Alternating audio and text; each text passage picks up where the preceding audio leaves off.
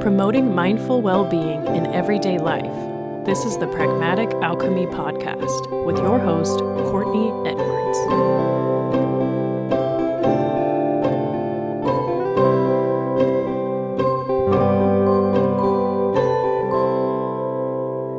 Hi, everybody. Welcome back. I'm Courtney Edwards. I'm your host, and this is the Pragmatic Alchemy Podcast.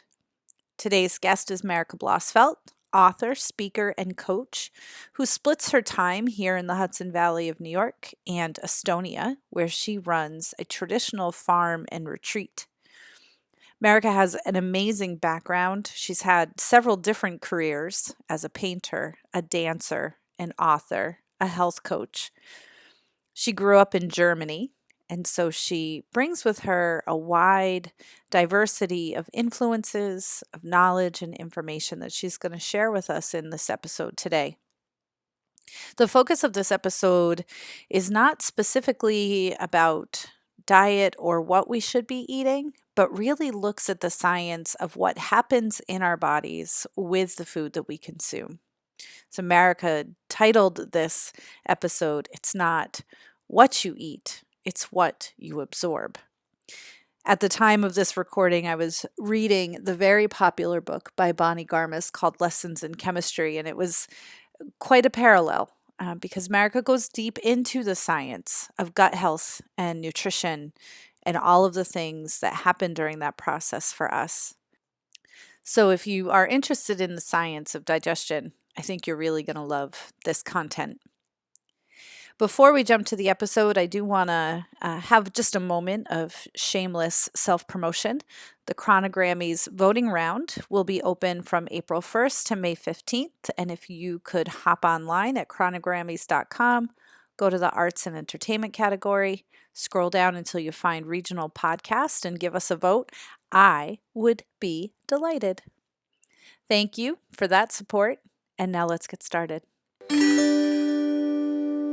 Hi, Marika. Thank you for being here today. Hi, thank you for having me here today. I'm so excited to have this conversation with you.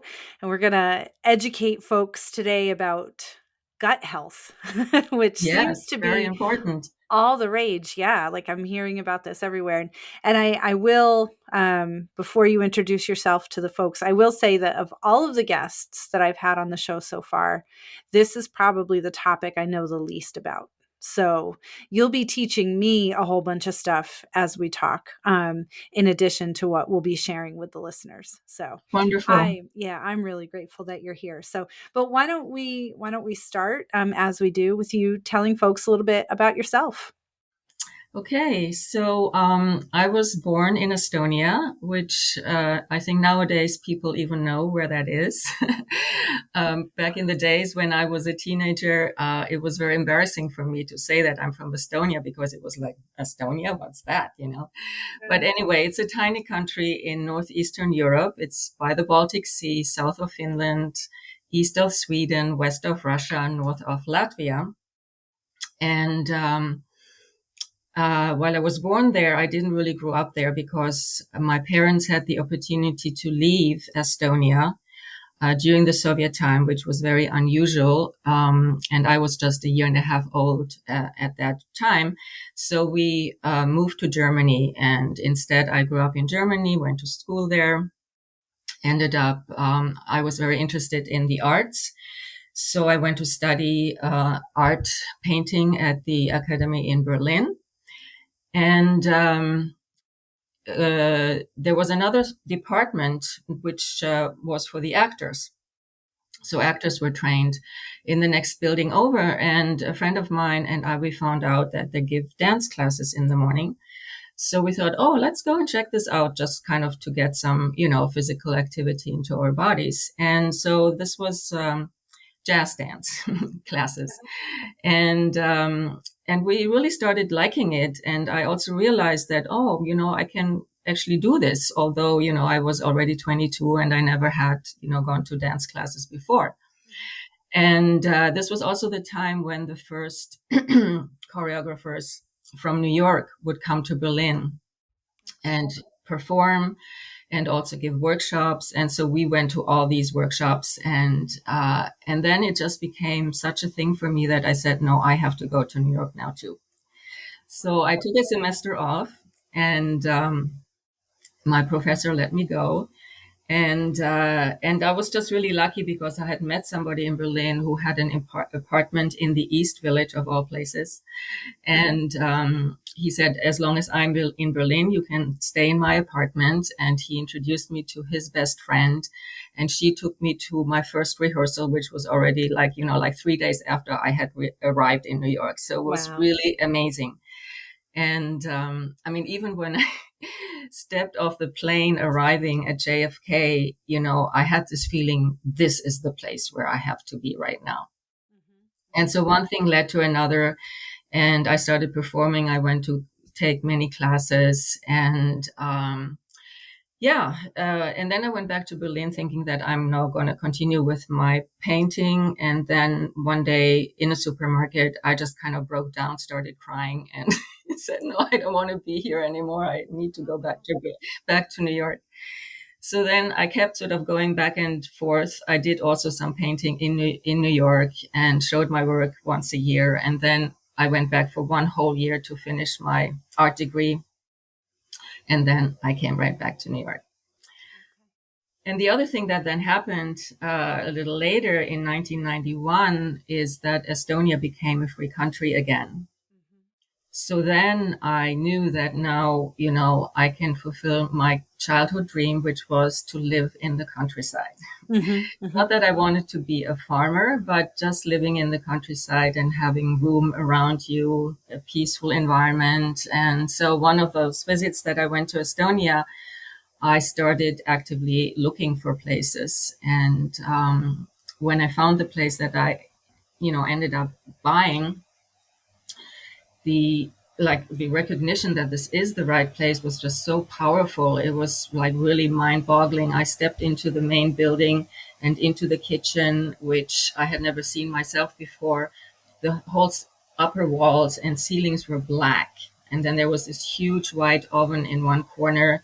The oven is used both for heating the house, for cooking and baking, but also to dry the grains. And the reason it was all black up there was because when you dry the grains, you lay them up high and you open one special door and the whole smoke and soot comes out as well, which I think, the heat obviously dries the grains, but I think the soot also disinfects them. Mm-hmm, mm-hmm, okay. And so that's the reason, years and years and years, that's why it was black there. And then something just came over me. And I started crying. I had goosebumps all over. I was probably shaking a little bit. And so later, when I came out of that state, I kind of realized, this is the sign that this is the right place. That you found your place. And you're still there, correct? And I'm still there. Mm-hmm. I spend my summers there. So 5 months I'm in the summer, I'm there. And then 7 months in the winters, I live in Beacon, New York. Mm-hmm. Okay. And tell us the name of your farm, and you run a retreat there? Tell us a little bit about the work that you're doing. Exactly. So the name of the farm is Poili-talu, which in Estonian means Polly's farm. And so I did not want to become a farmer, as I said, although I have a vegetable garden. But instead, I wanted to create like an arts and wellness center. So we offer residencies for visual artists. And we also have a beautiful dance studio where we couldn't do yoga, dance, these kinds of workshops. Then as I started to have guests at my farm, I realized also that I need to feed them. And first I just sort of did it by gut feeling. And then later I thought, well, maybe I should get some education in this field. Mm-hmm. And so in the fall, when I went back to New York, a catalog appeared in my mailbox from the Institute for Integrative Nutrition. And I looked at it and I said, wow, this is exactly what I need. And what I liked about the Institute for Integrative Nutrition is that it is very open. It teaches you many different kind of food philosophies, and then you can sort of make your own way of working with it. And I found that very wonderful. because, one way is not the way for everybody. Right. And everybody needs to sort of listen to their own body and kind of figure out what works for you. Mm-hmm. Mm-hmm. And yeah, so I did the training and became a health coach as well. Okay. So, yeah. So, performer, dancer, artist, farmer.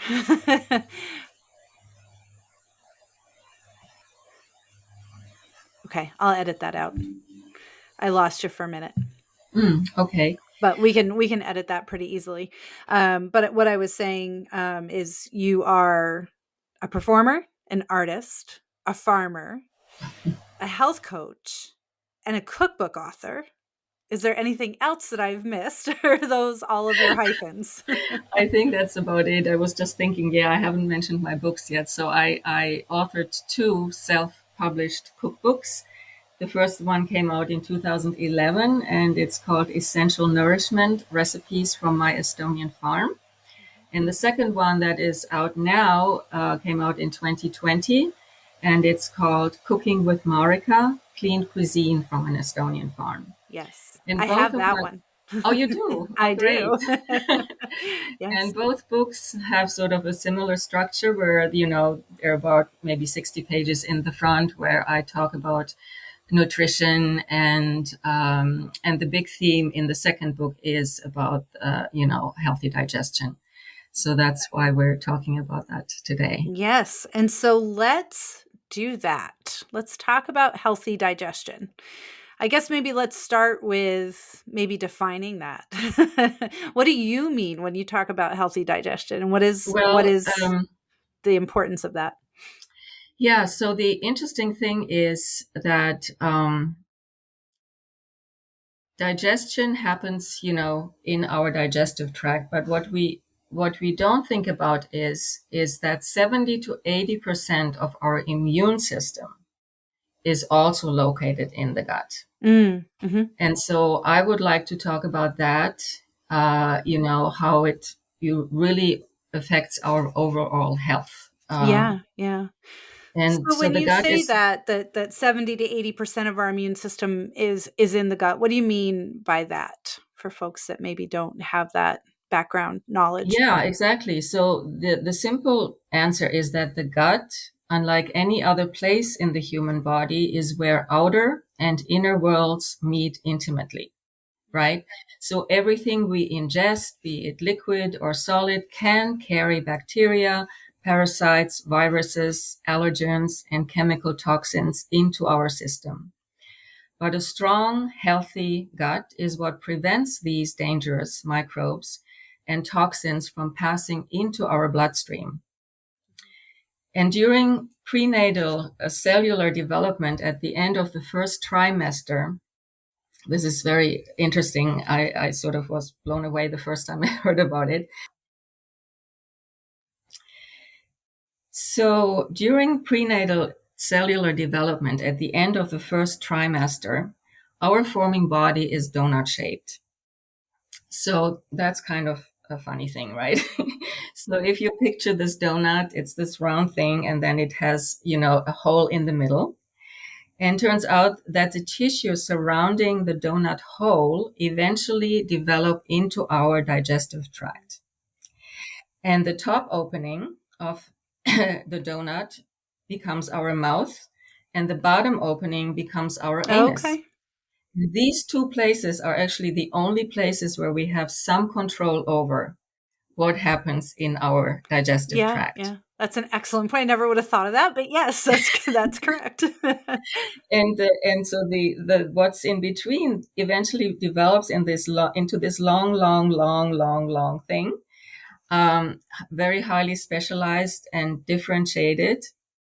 And by the time we are adult, this long thing is 30 feet long, the length of a telephone pole. So that's also kind of amazing. Mm-hmm. And it all fits into, our little body.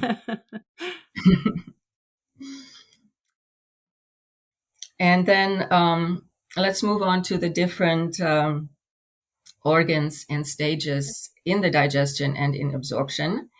So what happens where, right? So digestion starts already in the mouth as we chew our food. Our salivary glands secrete an enzyme called amylase that already starts to break down complex carbohydrates while food is still in the mouth.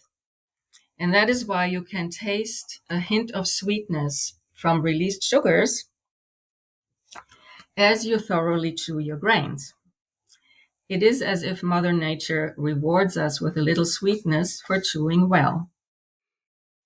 And then the food moves through the esophagus into the stomach, where we have a very highly acidic environment thanks to stomach acid, which is hydrochloric acid, which collaborates with the enzyme pepsin to break down proteins. Most of the absorption of nutrients happens later in the small intestines, but minerals, water, and alcohol will pass already through the stomach wall into the bloodstream. And you might have experienced that yourself, that when you drink a glass of wine on an empty stomach, the effect of the alcohol is much stronger than when you have it together with your food. A decline in stomach acid has detrimental effects on the quality of our digestion. It hinders the absorption of nutrients and can lead to nutritional deficiencies. It can also lead to an overgrowth of bacteria, fungi, parasites, bad breath, belching, bloating, diarrhea, constipation, and stomach pain.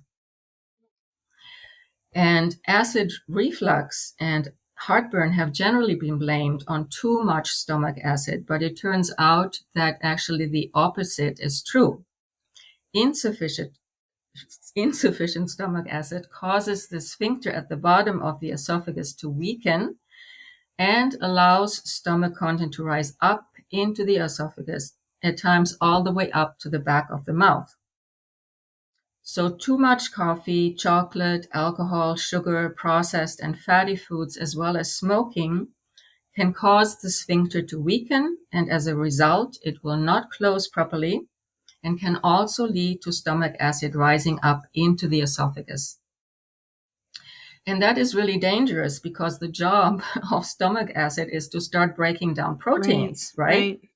But our cells in our body, the cell walls, are also made from protein, which means the stomach acid starts to digest us, our esophagus, and can easily damage it. That sounds awful and painful and gross. Yes, exactly. Now, some people might have too low stomach acid, and if you suspect that you have that, a simple remedy is to have 1 tablespoon of raw, unfiltered apple cider vinegar in a glass of water and drink that in the morning and in the evening. Wow. Yeah, that's a great. And it has to be apple cider vinegar because it's a specific acid in apples that stimulates our stomach to make more stomach acid. Okay. All right. So next then, our partially digested food moves into the small intestine. And here, alkaline enzymes from the pancreas and bile from the gallbladder are added to the equation. Bile consists mostly of water and bile salts, which prepare the food mass for a breakdown of fats into fatty acids. And I think everybody knows that fat and watery substances don't mix well, right? Mm-hmm. If you make a salad dressing with olive oil and lemon juice, you will see that the oil will rise to the top and the juice will stay on the bottom. You can shake it up for a moment and the liquids appear to sort of blend, but when it sits there for a while, again, the oil rises to the top. So it almost looks like the oil particles want to only hang out among themselves and not mix with watery substances, right? And the same thing would happen in our intestines. The oil particles would find each other, form bigger droplets, and make it very hard to digest them. Yeah, so this is where the bile salts come in. And they are interesting compounds. They are, one side of their molecule has an affinity to water and the other to fat. So they gather around microscopic little fat molecules and prevent them from gathering into larger fat groups. And so this way, the bile salts can isolate the fat and it can be easily broken down by the enzyme lipase into their acid building blocks, fatty acid building blocks. And the bile salts also play a critical role in the absorption of fat-soluble vitamins. Makes sense, right? And the fat-soluble vitamins are A, E, D, and K. So in the small intestines, all micronutrients are being broken down into their building blocks. So we have the complex carbohydrates, they become monosaccharides or simple sugars like glucose and fructose. Then we have the proteins. They are broken down first into peptides, which are single-strand amino acids, and then into the amino acids. And fats are broken down into the fatty acids. And in the middle part of the small intestine is where most absorption of the nutrients takes place. And your program that you are offering to the community right now focuses on this part, the absorption part, right? Yes, exactly. Okay. And so the structure of our small intestines and the role bacteria play in the digestion of absorption and nutrients is really important. And we will also now talk about the good bacteria and what their role is. Yes, I hear that phrase all the time, good gut bacteria, and I have no idea what that means. Yes. Or how to get it if I don't already have it. Exactly. So we'll get to that in a moment. So first I'll talk a little bit more about the inner intestinal wall and how it is constructed, and what makes it ideal for the absorption of nutrients. So there are actually rows upon rows of folded structures that are lined up perpendicular to the tube-shaped intestine. And these compactly stacked waves curve around blood vessels. And when we look closer, we see that each wave consists of tiny finger-like structures called villi pointing outwards. And these little villi, they are 2 to 6 hundredths of an inch long, which is tiny, but you can still see them with the naked eye. And also these villi contain a tiny blood vessel in their core. And when we look even closer at each villus, we see that the entire surface of each villus, there are individual cells equipped with microvilli. And these microscopic cell extensions face outward. They too look like little fingers. And because of the microvilli, the surface area of absorption is tremendous. And also because of them, the number of digestive enzymes that can be present on the cell surface, is enlarged. So the combination really optimizes the breakdown of macronutrients into their building blocks and also the passage of nutrients into the bloodstream. If we were to unravel all the microvilli into a flat surface, it would be as large as 2,800 square feet, which is the size of a tennis court. Oh, wow. Yeah. So just imagine we have that size of surface in our little belly, and it's all below our belly button. Wow. In that little area of our body. Yeah. So that's really amazing. Yeah, I was just going to say, I want to pause for 1 second to just acknowledge anybody that looks in the mirror and is critiquing their physique, for maybe not fitting a particular societal ideal. Just remember, your body is doing amazing things. It's like a body appreciation moment. Exactly. Yeah. You can put your hand on your chest and just really take a deep breath and say thank you. Yeah. 100%. Thank you. I love that. Yes. I love that. And, we have no input, our body does all this for us, which is brilliant. incredible. Yeah. So, Why are the good bacteria, these so-called guardians of the gut? What's happening there? Yeah, so I'm just getting to that. So we have about 1 to 2,000 different species of friendly bacteria in our intestines, as a group also called intestinal flora or microbiome. You might have heard those words. Microbiome, I've So heard, it's like, yes. Although intestinal Mhm. flora sounds decorative and flowery. Yes, That's actually got kind of a pretty little sound to it. But microbiome I'm exactly. familiar with. Yeah. Yeah. So we literally have a whole army of probiotic, meaning pro-life Mhm. organisms or good bacteria, and they protect our intestines. And the amount of these good bacteria also is mind-boggling. In a healthy digestive tract, there are 10 times more bacteria than cells in the entire body. Wow. So you can picture, right? Your body is made out of cells, and there must be quite a lot of them to make a big body out Right, of right. it. But we have 10 times more bacteria cells in our Wow. intestines. And there, there are 100 times more bacterial genes than there are human genes, which means that these bacteria have very many differentiated abilities and powers, and they can activate different genes as needed for different Mhm. situations. The friendly bacteria are responsible for promoting effective digestion and absorption of nutrients, and for keeping harmful bacteria, viruses, yeast, and parasites in Mhm. check. So it's very important for the health of our digestive system as well as the body in general that there is a balance between the good and the bad bacteria. Mhm. There's probably no human being on this planet who has only good bacteria in the gut. And that's not necessary Mhm. either.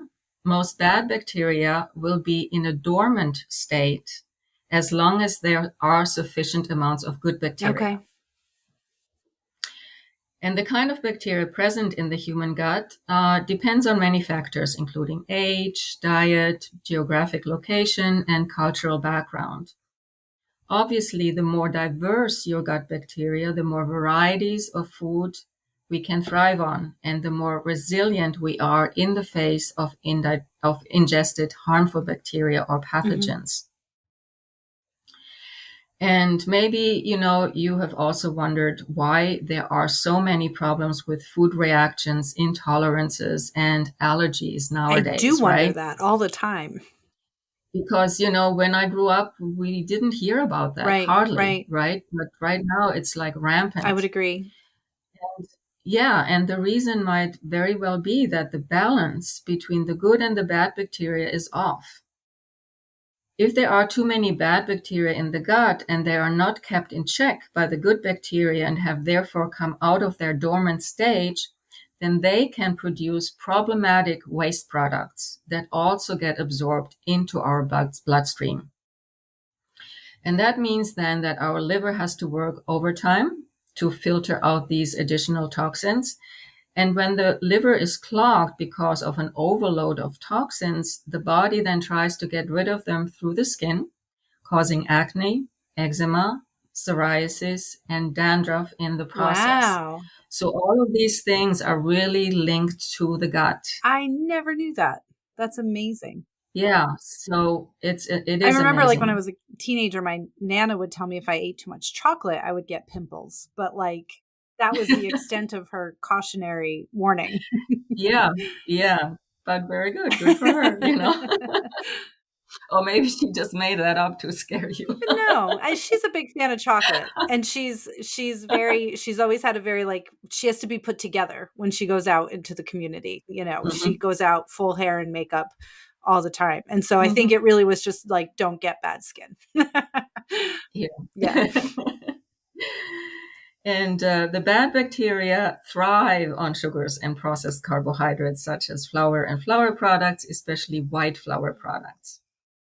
And the bad thing about bad bacteria is that they also have a way of signaling their food preferences to our brain. Oh, that's tricky. Meaning they demand sugar and white flour products, which makes it very hard for us to stay away from sweets and baked Oh, goods. man. Yes. And the only It's like setting us up to fail. and the only way to break this cycle is to replenish the gut with good Okay. bacteria.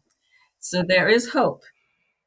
Is it delicious So though? Because when my brain is demanding, or when the bad bacteria is demanding more sugar, that's very delicious. And so I'm curious, what is the most delicious route to good bacteria?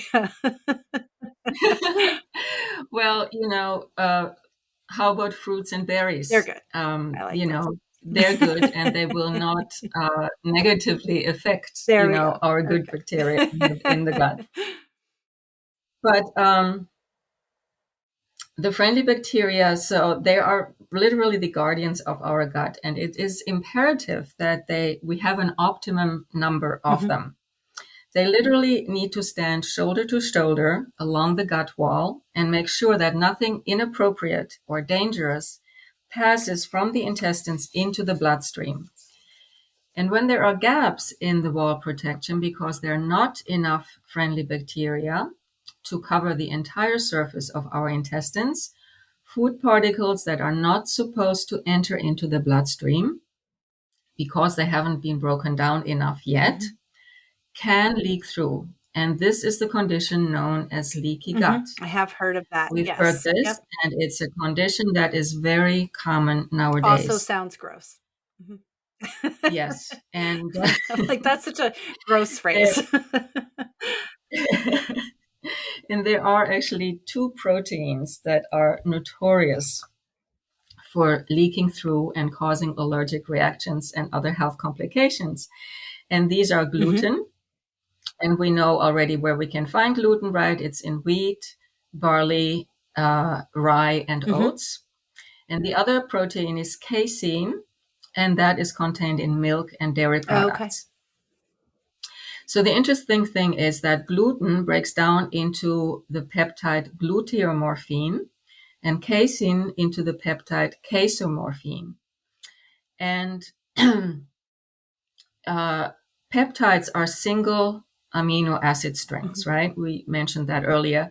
And they're sort of an in-between step when proteins are broken down into their building blocks. So first the body breaks them down into peptides and then into amino acids.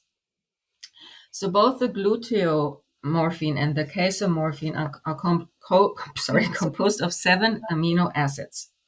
In addition, they have the same amino acids in position 1, 2, 4, and 6. So we could say that they're sort of relatives, right?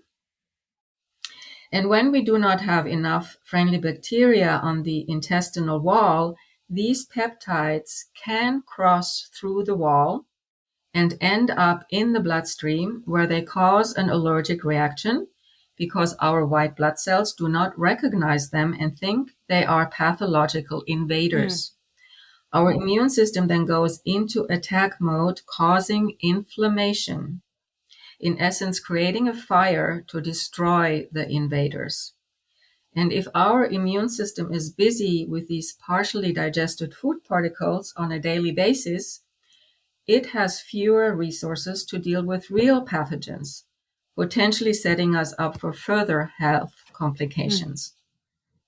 And unfortunately, these peptides are small enough to even cross the blood-brain barrier. And the blood-brain barrier is a skin that wraps around our brain to protect it from potential pathogens that might be floating in our blood.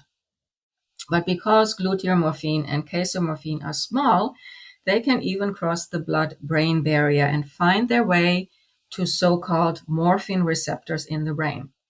And not unlike opiates that connect to morphine receptors, gluteomorphine and casomorphine provide leaky gut sufferers with a mild high, which in turn sets them up to crave more of the damaging foods and makes it more difficult to stay away from foods that cause these reactions. Wow. So I just want to pause there because one of the things that I talk to folks about so much is an internalized lack of discipline Like, I talk to so many people who are like, I want to change my dietary habits, but I'm not doing it right. I can't discipline myself. I don't have any impulse control. And what you're suggesting, what this sounds like to me, is no, like your biology is demanding this because Yes, of these receptors, the morphine receptors in our brain, and the way that these pathogens end up in the brain and the bloodstream. And so exactly. making dietary changes around this is not as simple as discipline. Help it, I feel Exactly. like this knowledge can open up a door of self-compassion and just be nicer to yourself, to realize like you're fighting a chemical reaction excuse me, that's almost designed to make you fail. Yes, exactly. And we'll come to the foods and things one can do to, supply more friendly bacteria to our gut so that, these things can be, Yeah, repaired, yeah, really. yeah. Yes. Wow. That's powerful information. Mm-hmm. Yeah, it is. Um, Okay, so I just wanted to mention, the symptoms of gluten and casein sensitivity and intolerance, Mm-hmm. and they also have a wide range. It can be digestive upset, just as like nausea, diarrhea, or constipation, bloating, and abdominal cramps, but also skin problems such as eczema and acne, or ear infections, joint pain, migraines, fatigue, brain fog, irritability, even mental and behavioral Mm. problems. So it's quite a range, right? Of Mm-hmm. symptoms. But a healthy, balanced, diverse, and abundant community of good bacteria is the key to good digestion, maximum nutrient absorption, and the prevention of food sensitivities and allergies. So, what I'd like to go into next is what we can do with Mm-hmm. food, fats, and vitamins to really restore and support our Okay. gut. Let's talk about that. So, number one, and it's the simplest thing and the most important thing I would say, is to repopulate your inner ecosystem with friendly Okay. bacteria. And one of the easiest and most effective ways to do that is to add lacto fermented foods into your daily food. Okay. And what does that mean? And so, lacto fermented foods, let's assume there are vegetables. There are other lacto fermented foods too, but vegetables. Everybody probably knows sauerkraut, Mm-hmm. right? And Mm-hmm. pickles. And so these you can even buy in the store. But you can also make your own. It's very easy. All you need is water, salt, and the Okay. vegetable. And there are a few recipes for making lacto fermented vegetables in my new book as Excellent. well. And the serving size per day, is like 2 tablespoons. Oh, So it's not like you have to eat right. heaps of it. Yeah, So, this reminds me, yeah. people that eat kimchi will do that. Like, yeah, Yes. like just like a couple Kimchi also tablespoons a falls into day. that group. Yeah. Exactly. And I mean, most cultures around the world will have their special, lacto fermented Gotcha. Okay. thing. So kimchi is, I think, I Korean, believe so. right? Yes. Yeah. And the Japanese have something too. They have miso soup, which is also And lacto I fermented. love miso soup. Yes. And then the Europeans love their Hmm. sauerkraut. Hmm. It's very big in Germany, and pickles Yep. as well. Yep.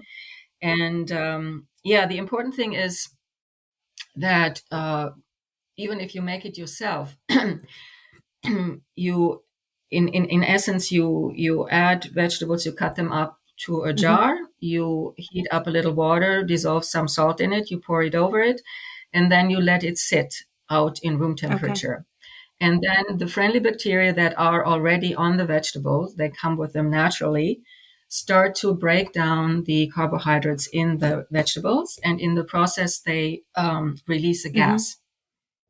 And so you will see little bubbles, and that's all Okay. normal. This is the sign that it's actually working. And then, depending on the vegetable, some fermented vegetables will be ready already in 3 days. Some will take maybe a little longer. So you just taste them. Hmm. Are they sour enough for your Okay. taste? If you leave them out longer, they will become more sour. If you leave them out less, then they will not be so sour. And when you're happy, then you put a lid on that jar and keep them in the refrigerator. As soon as you put the lid on, you have to put them in the refrigerator, because if you leave them out, the process will continue and the jar will explode. Oh, that's a helpful piece of Yes. information to share. There's such power in those tiny little good bacteria that they will, break a jar. Yeah.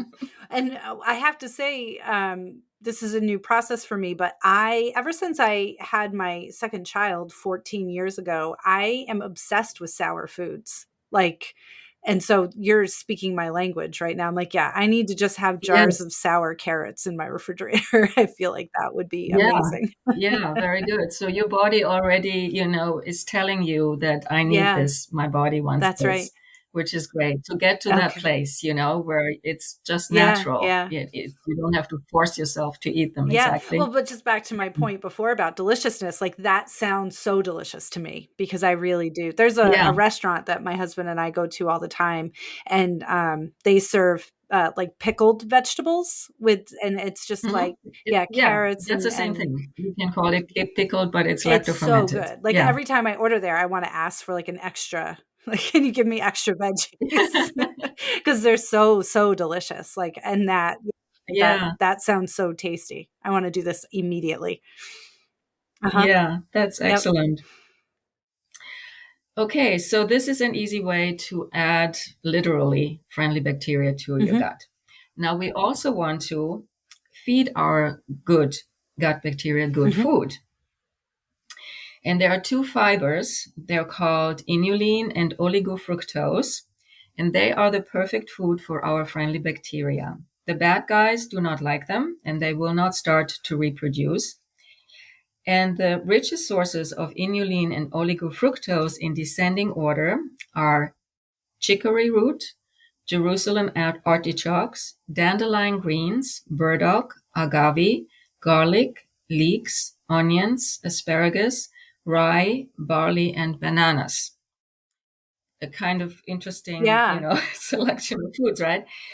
So eat any of them if you can daily, And I have a little story about one of them, and it was when I was performing in Estonia, and this particular piece was basically a solo, but I needed a little girl and 4 older women to also be in the piece. And I would always pick them up locally, and we rehearse a little bit and then we perform together. And one of the older women, I don't remember her name, but she was already 80 years old. She was the oldest of the older women. And she was the most vibrant, the most youthful. She was always in a good mood. She was cracking jokes. She looked great. And finally, I said, so what is your secret? You're just so amazing. And then she said, well, with a little smile or smirk, every day I eat 3 dandelion leaves. Wow. So there you go. It is working. That's amazing. That's amazing. Yes. Yeah. Okay, moving on. Then, in addition, chlorophyll, which is the green pigment in all green plant parts, promotes the growth of the beneficial bacteria and inhibits the growth of the bad bacteria in the gut. And so any leafy greens, lettuces, green herbs, wheat or barley grass, basically all green foods, including also seaweed and algae, are great sources of chlorophyll. Broccoli? So add more of those. Yeah, broccoli though is that a good source? Yeah, because I can eat broccoli every single day. Yes, that's one where I'm like, yep, I could do that every day. I love broccoli. Yep. Okay. And then we have the mucilaginous foods. And those would be soaked flax seeds, chia seeds, or seaweeds and aloe. And they become favorable breeding grounds for friendly bacteria as they move through the digestive tract. So you might want to add those too once in a while. And those are great. Like I know people will add chia or flax seeds like to a smoothie or on a salad. So I have Yeah. like a little, it's like some nuts and craisins and flax seeds that I will put on salads, and it gives it a little texture too, which is nice if that's something you Yes, like. exactly. However, it's best to first soak them, Okay. right? That's when you get the mucilaginous thing Oh, happening. okay. So Okay. soak them, put them in water the night before, and then add them. Maybe it's not so nice to add them to Right. salads, but If you're going to do it certainly you like in can a add them smoothie or to a smoothie, something. Okay. Yeah, That's a good point. Thank you. yeah. And then another food that heals our gut and also provides plenty of minerals, which many people with poor gut health lack, is bone broth. Mm. And bone broth is a wonderful source of calcium, magnesium, phosphorus, and other trace minerals. And it is made by prolonged and gentle boiling of animal, bird, and fish bones, or the shells of shellfish even. In addition to the rich mineral content, the gelatin and collagen in bone broth also have a healing effect on the Mm. gut. And again, I have a recipe for that in my new book as Nice. well. And that's collagen's also really good for like hair, skin, and nails, right? Is that? Yes, Yep. skin and tail and nails. Exactly. Yes. And then there are certain fats and fat soluble vitamins that play an important part in gut health. And the digestive tract, we can say, thrives on saturated fats. I know they have sort of a bad name, but they're really not bad at all. So saturated fats would be all the animal fats like butter and ghee. Ghee is clarified butter, which means it is pure butter fat. In butter, there is also some water in there, right? Then large tallow and fatty cold water fish like salmon, trout, herring, and sardines. And then there are plant-based saturated fats, and these are coconut oil and palm kernel oil. So all of these fats are really good for our digestive system. And then there is dietary cholesterol, which is found only in animal fats, including fish. And that also plays an important role. Then we have butyric acid, which is a fatty acid found in milk, both in cow and goat milk. It has antimicrobial properties, so it helps keep viruses, yeast, and pathological gut bacteria in check. Butyric acid has potent anti-inflammatory properties and is healing to inflammatory bowel disorders. Butyric acid inhibits tumor cells, and it also helps with maintaining gut barrier integrity, thereby curbing leaky gut. Butyric acid can be found in dairy, but interestingly, it's also produced by the good bacteria in our gut as they break down fiber from our Interesting. food. So It's isn't like a that nice? self-sustaining Yes, system. exactly. And it's obviously good for us to, eat food with plenty of fiber in it. And obviously, you find the butyric acid then in high concentration, again, in ghee, butter, and in heavy cream. Then we have fat-soluble vitamin A, and that is a key factor in facilitating a highly functional yet tolerant immune system. A tolerant immune system is one that makes the right decisions. It distinguishes between own and foreign, between harmless food particles and pathogenic invaders. It does not overreact and turn against our own tissues, which is the case in all autoimmune diseases, right? So vitamin A can restore an overly reactive immune system to a balanced and effective immune system. And it also allows us to eat a wide selection of foods without the immune system overreacting. Can I ask a quick question about that? So Yeah.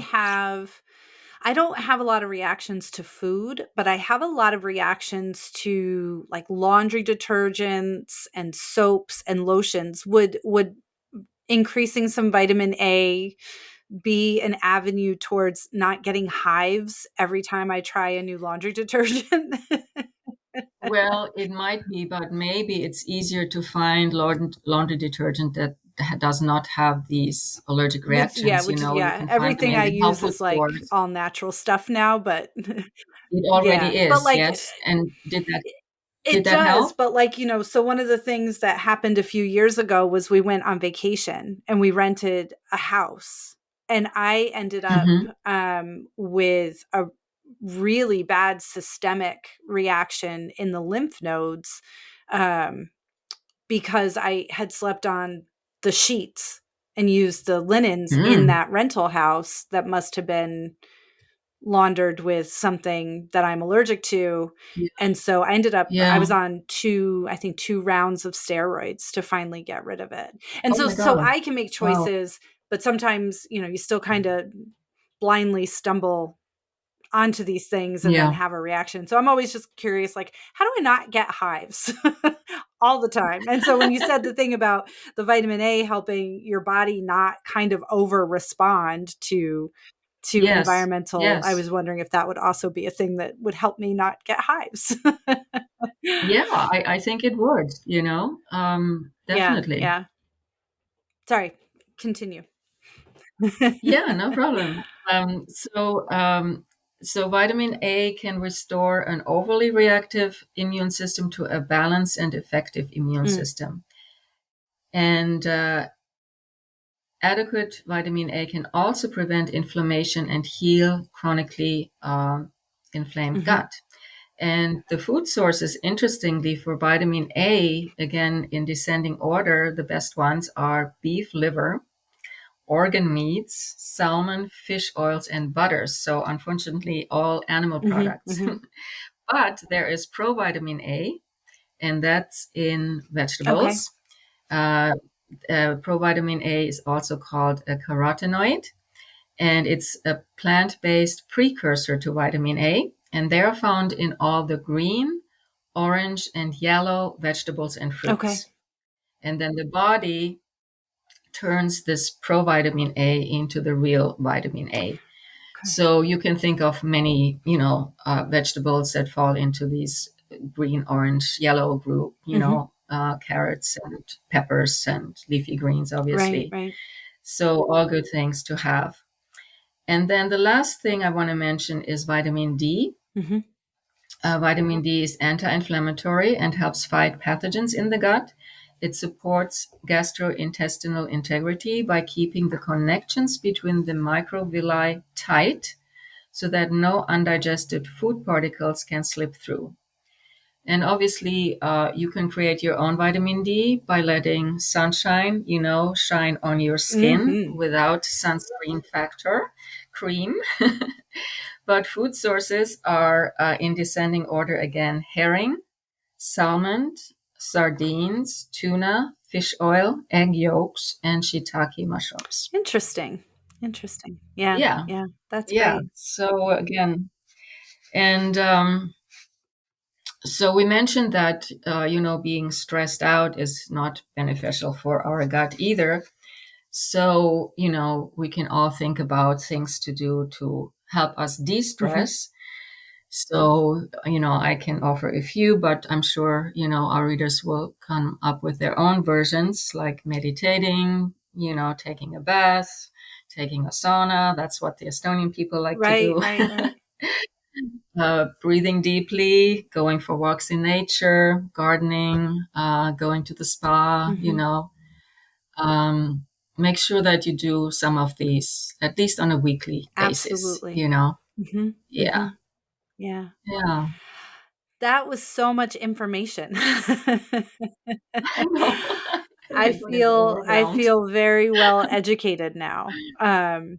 Yeah. And just to also acknowledge, a lot of this focused on how beneficial our gut health is to the immune system, but also recognizing that, and you mentioned this at the tail end there, the connection between our gut health and our emotional state.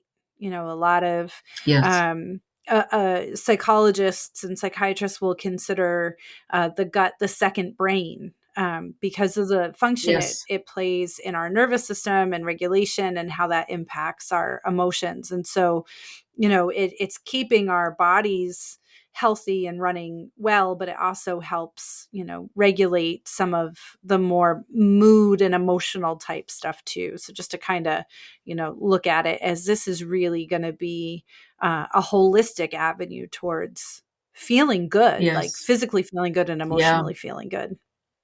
Yeah. Yeah, Exactly. this was brilliant. Was there anything, I can't imagine there was anything we missed, but was there anything we missed or anything upcoming that you want to tell people about? I think, I mean, in terms of, the digestive theme, I think we were pretty We were thorough. thorough. We were comprehensive.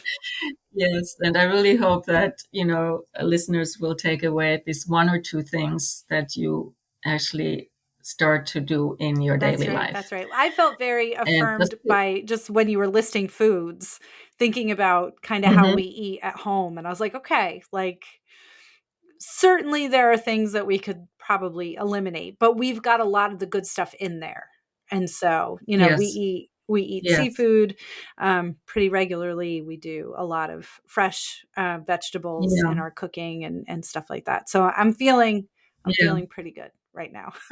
Yeah. I mean, that's my philosophy too. Instead of, taking away things, add good Right, things. right. And when you have more good things that do you well, you feel better, you feel more inclined to eat more of the good things, and then easily the bad things will sort of fall to the That's right. wayside. That's right. And one of the things I try Yeah. to just sort of incorporate into the way that we eat at home is this philosophy of at least in the United States, shopping the perimeter of the grocery store. Right. So that's Yeah. produce, meat, dairy, right? And it's those middle Yes. Yeah. aisles, the boxed stuff that's got, Yes, a lot of exactly. additives and things that we don't need. And so as Yeah, much as exactly. possible, trying to stay on the Hmm. perimeter of the grocery store. And I feel like that's a good place to start. If, Yes, just it is. focusing on that. And I mean, so many things like, sauces and dressings you can make Right. yourself Mhm. easily, so you don't have to go into that Where you're middle getting part. all those Yeah. additives and all of the stuff that is Yeah. harmful. And Mhm. yeah, conservatives, those, yeah, Beautiful. exactly. Thank you so much for your time and for sharing this wisdom and for being here with us. This is going to be great information, and I think that people are really going to be able to incorporate it in very straightforward and not, you don't have to overhaul your whole life to incorporate some of these that you've Exactly. shared. And I think that Yes. that's really tremendous because otherwise it feels like another project and that turns people off. So Yeah. thank you for having such a Yes. straightforward Step by step. and accessible way to offer this for folks. And we'll link to all of your information in the show notes. So if people want to check out the cookbooks, I do know that they are local here in New Paltz. We have a couple of honest to goodness bookstores, and every once in a while I'll be Yes. walking through and I'll see your face looking back at me. Oh, So I nice. know they're there. But we will link for anybody that would like to find them from other locations as well. So thank you Great. so much. I appreciate it. And we will be right back My pleasure. after a short break. Many thanks to Marika for being with us and sharing so much of that deep wisdom about what's actually going on in our bodies after we eat and what the digestion process and the value of that process really looks like. Super informative. I also highly recommend checking out her cookbooks because they're also wonderful. If you have future topic ideas, questions, comments, guest suggestions, please email me at Courtney@shineandsoar.com or fill out the contact form on shineandsoar.com/podcast. Don't forget to rate, review, and subscribe wherever you're listening. And if you love this content, please share it with a friend because they might love it too. I'll make one more plug for the Chronogrammys voting round, which, as I mentioned before, you can find at chronogrammys.com, and that will be open from April 1st until May 15th, 2023. Thank you so much. We will see you again next week with a brand new episode. In the meantime, take care of yourselves and each other.